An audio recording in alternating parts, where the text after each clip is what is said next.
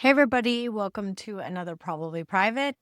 I'm Catherine Jarmel, and some of you asked recently, what do I use locally to do my own work? So I'm going to take you on a little thing. We'll see how it goes, but I'll show you a little bit of an example of what I work on and the tools that I use. And I'll definitely be adding some extra videos. So if you have questions, definitely ask them in the comments. But let's take a look. Come work with me on my local AI setup. One of my favorite tools to use is OpenCode. I will definitely link. I will definitely try to write up a guide on how to install OpenCode to get it working with your local LLMs. It did take a little bit of learning where the settings is, where the config is, but this is the OpenCode interface. It's running on my agent computer. So I have a separate computer where I do agentic stuff. It's also where I do a lot of my research on agent privacy and security. And then I test it on myself. So your results may vary. Be careful. But this is actually talking with, you can see down here, this is talking with my local Llama server. I have it set up under a name Llama server. It's my Llama CPP server that's running on a different machine, and it's using Qwen 3.6, 35 billion quantized. And that's usually the model that I use for coding. And what do I want to do? Well, I have this web interface that I use with some of the agent workflows that I run. And it's really basic and boring. And somebody was asking me the other day, have I tried OpenUI? And I had to look around the OpenUI docs. As far as I could tell, there wasn't at this point in time an integration with local models. So I basically am like, either let's take some inspiration from OpenUI and make my UI a little bit more jazzy, or can you have a look through the OpenUI stuff and tell me, is there a way to use it with a local LLM? So this is like a real thing. I did research first myself. Now I couldn't find anything easy. So now we're going to use a little LLM friend and see if it works. So we'll just send it by clicking enter. Now you can see a little bit more of the OpenCode interface, and you can see a little bit of how you can use it. So if I want to look what the subagents are doing, I do Control X down. Oops, sorry, new keyboard. Does that work? Well, clearly my new keyboard is not playing nice with my operating system. So there we go. We have at least what the LLM thinks the answer is to my one question, which is, can I just install OpenUI and use it? So evidently OpenUI actually can use with a local LLM. I think I should try that at some point in time, but I do really want my thing to be more jazzy. So let me just say, yes, let's make it more jazzy, please. And looking nice, like Apple design and OpenUI. Number 2. And you might be saying, like, why do I use the language I use? Do I need to be more or less explicit? Depending on the model I use, I definitely change how I talk with the model. I've gotten pretty used to what I think works for me with this model in particular.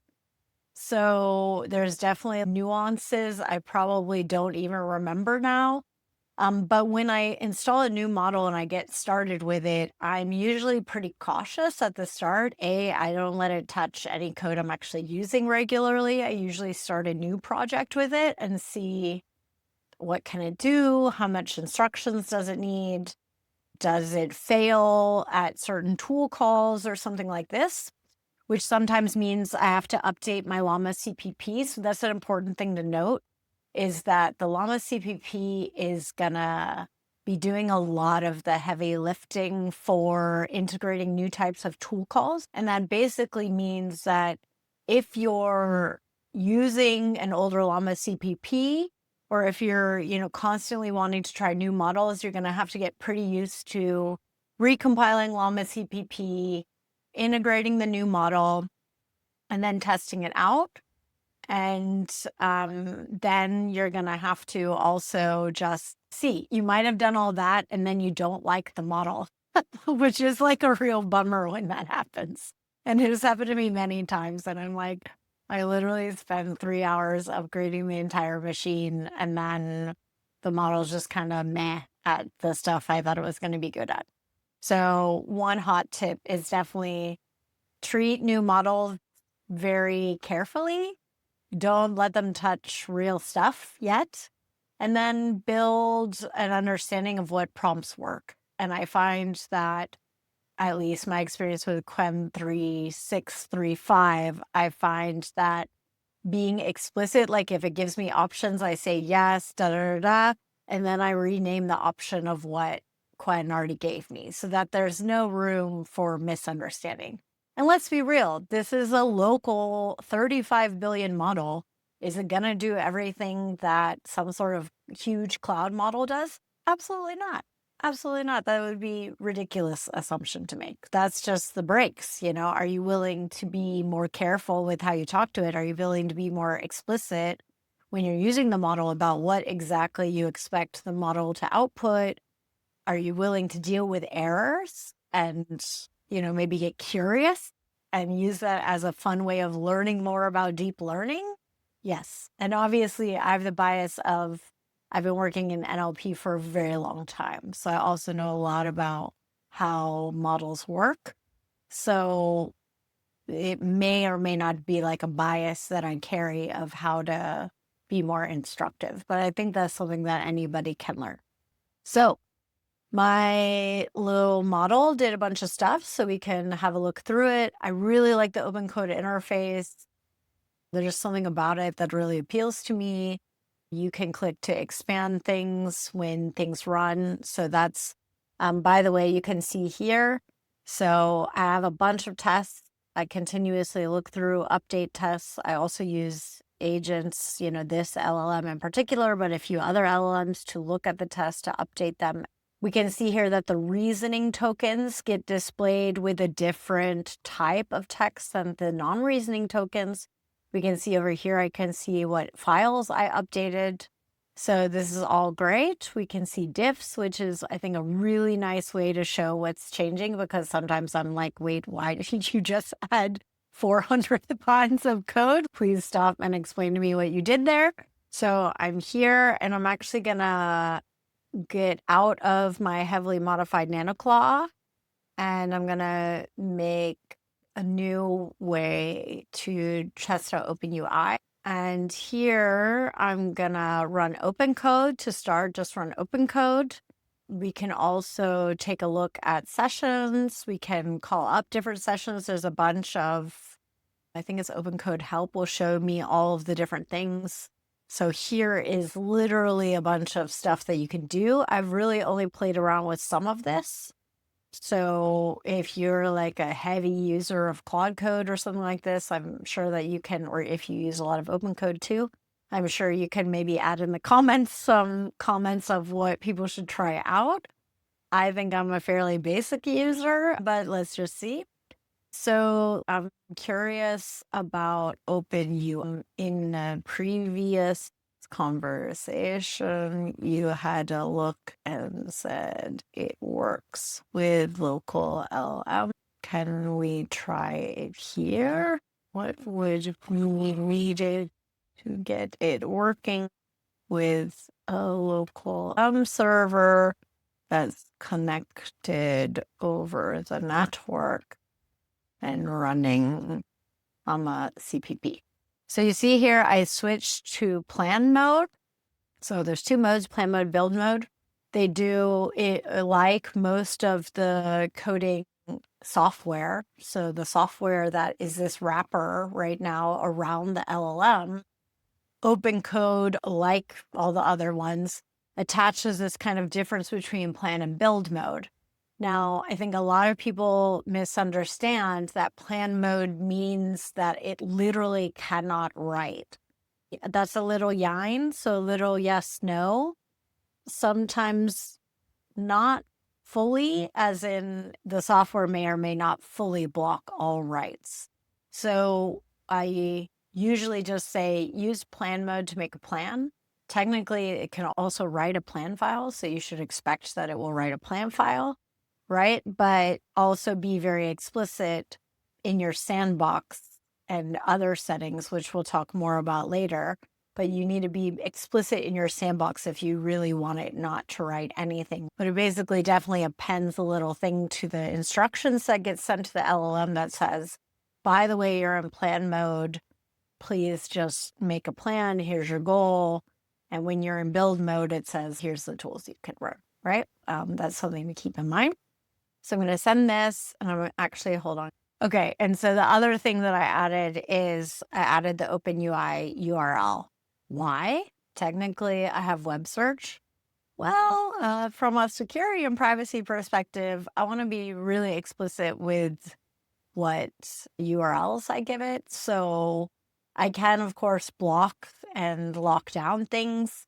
The chance that I'll be able to block everything and allow only exactly what I mean when I'm programming is pretty slim, which is why more on this spicy take in a little bit, which is why I kind of think the lethal trifecta is a false paradigm and something that we have to move away from, because if we're actually doing workflows and we want people to use the tools, it's going to be very difficult to say we shouldn't allow data and we shouldn't allow external calls. I don't know, that's like 99% of computing. So yes, we could say we don't allow 99% of computing, but I think if that's what we say, people are just going to do really dangerous stuff anyways, and then we're going to have no paradigm that we can use. So I think there's probably a lot more nuanced ways that we can think about privacy and security with LLM and agentic workflows that don't involve saying like, choose 2 of 3 things that you do for 99% of the work that you do. More soon. Okay, so here we go. We hit some tool call errors. Okay, I've now moved to build mode. There was a few questions along the way, what I wanted to do, yada, yada, yada. We'll see what it gets. But one thing I was mentioning here is, sometimes you're going to get blocked because places have a lot more bot blocking now. So obviously, I have not heavily modified my web fetch to pretend to act. It doesn't even use a browser. It uses basic opening. There are, of course, plenty of tools you can use to do that. What I would not recommend is that you do something like that at work and or at home, because you could get your own IP blocked, or you could get in trouble with your ISP, or you could get in trouble with your network security at work. These are all things that are murky practices in a lot of ways. So if you need to spoof browsers a lot in your workflow for some reason, which first question, what workflow are you doing? But second question, if for some reason your workflow is not shady, what I'm gonna want you to think about is maybe just paying for an actual browser service that can help you. Okay, we got permission requested. Let's see. Okay, so I said, yeah, and please don't put random stuff in the home directory. So let's see what happened. We could see where it's like a bunch of React stuff. It's technically, I think, installing it. Actually, let's go up and check the work a little bit. Zero trust. I'm guessing this is installing things not necessarily where I want it. So this is going to be something I'm going to follow up on, as I gave it the wrong URL. Oops. Obviously, I'm asking about where the packages got installed. So this is another thing that I recommend is a lot of people just like to give an agent a task and come back an hour later and it's quote unquote magically done, or give 100 agents a task and come back later and it's magically done.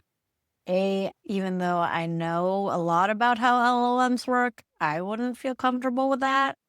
If that's your mode, at some point in time, probably something's going to happen to your computer. But I get it. And if you're not a computer person and you're just getting started on this stuff, it can also be a bit difficult, I think, to judge what is safe, what is not safe.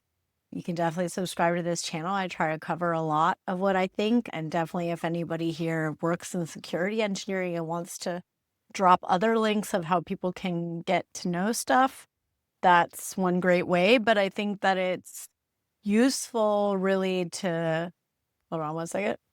Okay, that's fine. Okay, so I think it's useful, I think, to essentially try to keep an eye on what the LLM and or whatever agentic style workflow that you have going, which is basically what OpenCode here provides you with, is this kind of while loop, which is a lot of how agents work, is an LLM in a while loop with some tools, right? And what I think is good to do, especially if you're kind of new to computer security and computer privacy, is to just get curious. Like, as you can see here, I can say, hey, like, where did that actually get installed? Of course, I'm going to double check when I end this session. But is to just kind of get curious. Hey, I wonder what's going on there, what's going on here. And feel free to interrupt and ask the agent what's going on. When I use new models, like this model I've used a lot, and I generally trust that it's doing mainly sane things.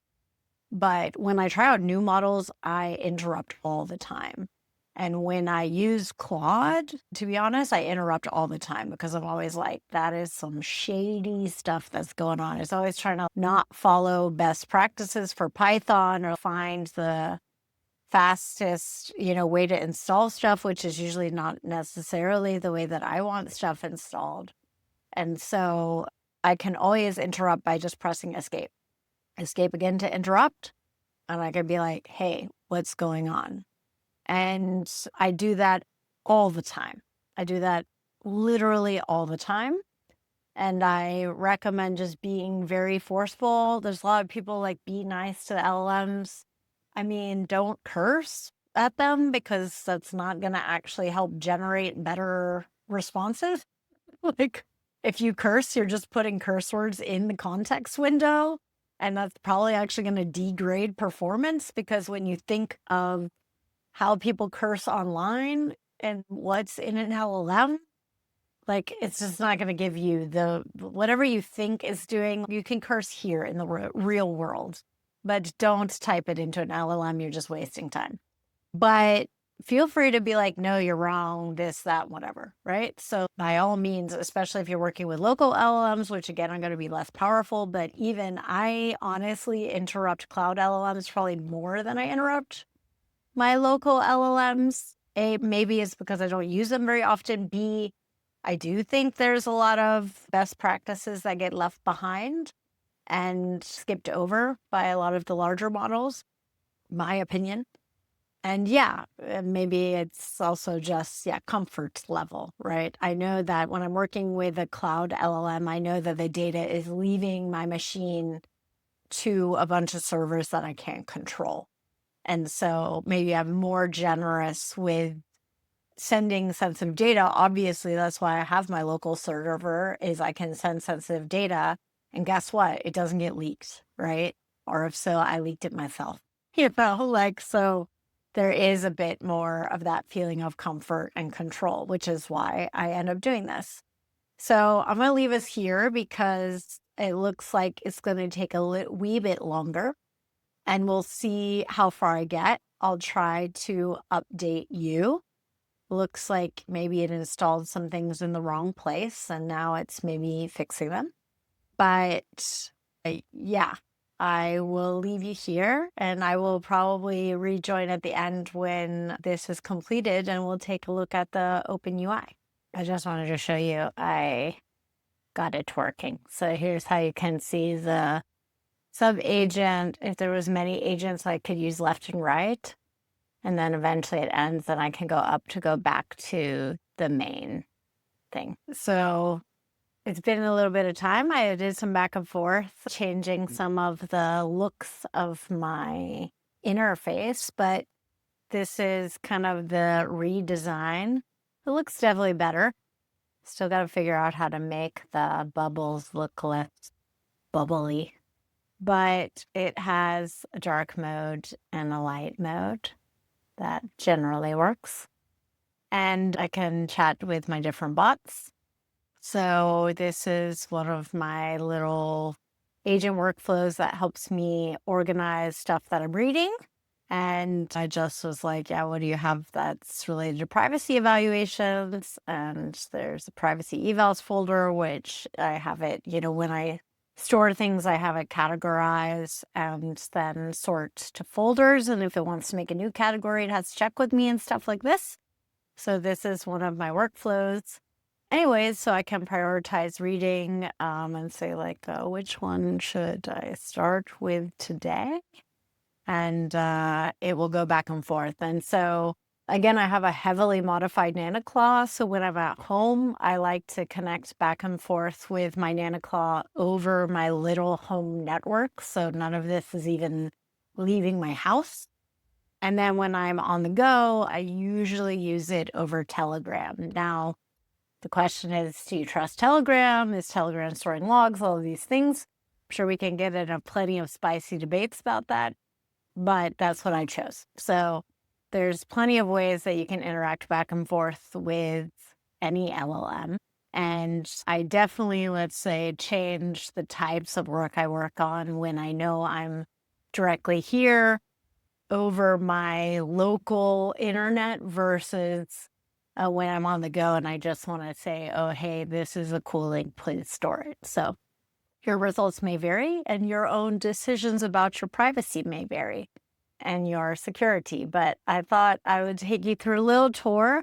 I'm curious, what did you learn today? Did you like this format of me kind of trying to show you a little bit of how I myself do my work? Was it interesting for you? What questions do you have? And what other pieces maybe of my work could I show you? Oh, by the way, I got the OpenUI working. I don't know. I guess I can see the appeal, but it didn't really match any of the workflows I personally use. It did a lot of visualized data for you, which I guess I know enough about myself to probably have too strong opinions for using a tool like that, to be completely honest.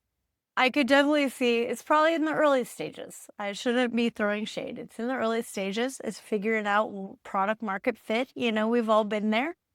I don't think I'll use it. I have my own stuff I use, but my little LLM friend got it working. I was just like, not for me. So what I'm going to definitely do is I'm going to put links in the description for OpenCode, for getting set up, for maybe a blog post on some tips on getting your OpenCode working with a local LLM. Let me know questions, comments, what else you want to learn from me about my local stuff. It helps give me good ideas of what you actually care about.